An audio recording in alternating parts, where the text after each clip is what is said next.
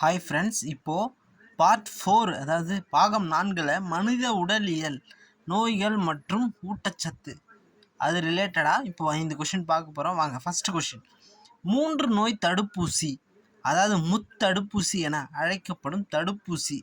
ரொம்ப ரொம்ப முக்கியமான கொஷின். டிபிடி.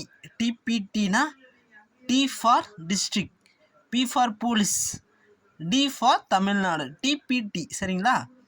அது எதுக்கான முத்தடுப்பூசினா தொண்டை அடைப்பான், கக்குவான் இருமல், ரணஜன்னி சரிங்களா? தொண்டை அடைச்சா கக்கணும், கக்கிறது ரணமா காயம் வருது. சும்மா ஒரு சின்ன ஷார்ட்கட் சரிங்களா?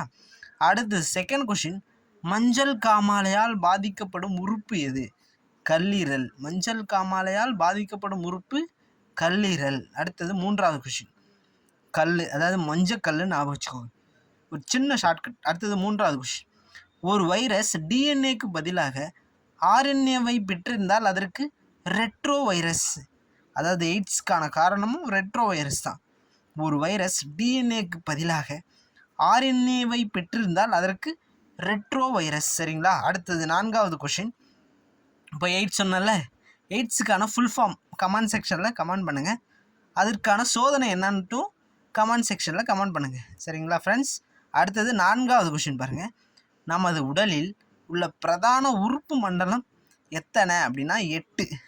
8க்குள்ளே வாழ்க்கை கற்றுக்கும் அப்படின்னு சொல்கிற மாதிரி நான்காவது கொஷினுக்கான ஷார்ட்கட், நமது உறுப்பு மண்டலம், நமது உடலில் உள்ள பிரதான உறுப்பு மண்டலத்தை 8 சரிங்களா?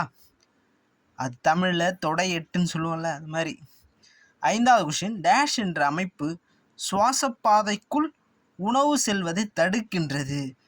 எப்பிக்ளாட்டிஸ். அதாவது பேசும்போது, அதாவது சாப்பிடும்போது பேசக்கூடாதுன்னு சொல்லுவாங்க. ஏன்னா சுவாசப்பாதையும் அதாவது பேசுகிறதுக்கான அந்த உணவு குழலும் ஓப்பன் ஆகும். அதனால் தொண்டை அதாவது சாப்பாடு வந்து மூக்கில் அடைச்சிக்கிட்டோம்.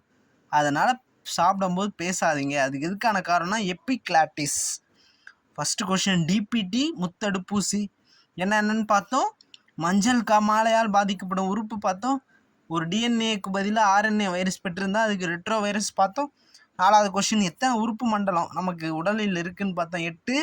ஐந்தாவது கொஷின், அதாவது எப்பிக்ளாட்டிஸ், சுவாசப்பாதைக்குள் உணவு செல்வது தடுப்பது. Thank you friends. அடுத்த வீடியோவில் இன்னும் சில நல்ல சிறப்பான கொஷின் ஆன்சரை பார்க்கலாம். நம்ம சேனல் RRM கிரியேஷன் சப்ஸ்கிரைப் பண்ணி ஷேர் பண்ணுங்கள். Thank you friends.